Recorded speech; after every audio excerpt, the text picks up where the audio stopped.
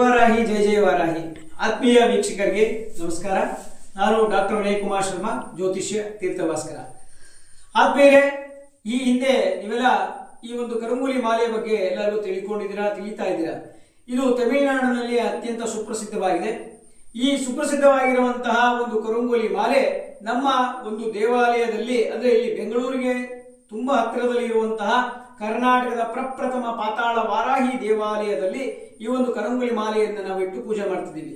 ಈ ಒಂದು ತಮಿಳುನಾಡಿನಲ್ಲಿ ಇರುವಂತಹ ಶಂಭು ಮುರುಗನ್ ದೇವಸ್ಥಾನ ಏನಿದೆ, ಅಷ್ಟೇ ಪವಿತ್ರವಾದಂತಹ, ಅಷ್ಟೇ ಶಕ್ತಿಯುತವಾದಂತಹ ಪಾತಾಳ ವಾರಾಹಿ ದೇವಾಲಯ ಇದು ಭಗವತಿಯ ಒಂದು ದಿವ್ಯ ಸಾನ್ನಿಧ್ಯ.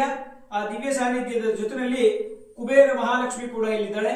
ಲಕ್ಷ್ಮೀ ಸಾನ್ನಿಧ್ಯ ಕೂಡ ಇರೋದ್ರಿಂದ ಈ ಒಂದು ನಿಮ್ಮ ಎಂಥದೇ ಸಮಸ್ಯೆ ಆದರೂ ಕೂಡ ಈ ಒಂದು ದೇವಾಲಯದಲ್ಲಿ ಕೊಡುವಂತಹ ಈ ಕರುಂಗಾಲಿ ಮಾಲೆಯಿಂದ ಎಲ್ಲ ಸಮಸ್ಯೆಗಳು ಪರಿಹಾರ ಆಗ್ತಾ ಇದೆ. ಈ ಒಂದು ದೇವಾಲಯದ ವಿಳಾಸವನ್ನ ನಾವು ನಿಮಗೆ ಡಿಸ್ಕ್ರಿಪ್ಷನ್ ಅಲ್ಲಿ ಕೊಡ್ತೀವಿ. ಖಂಡಿತ ಒಮ್ಮೆ ಭೇಟಿ ಮಾಡಿ ಈ ಒಂದು ಕರಂಗುಲಿ ಮಾಲೆ ಬೇಕಾದವರು ಧಾರಣೆ ಮಾಡ್ಕೊಳ್ಳಿ. ಒಂದು ಹೇಳಬೇಕು ಇಷ್ಟಪಡ್ತೀನಿ, ಈ ಒಂದು ಸಂವತ್ಸರದ ಮೊದಲನೇ ದಿನ ನಾವು ಇಲ್ಲಿದ್ದೀವಿ, ದೇವಿ ಸಾನ್ನಿಧ್ಯದಲ್ಲಿದ್ದೀವಿ.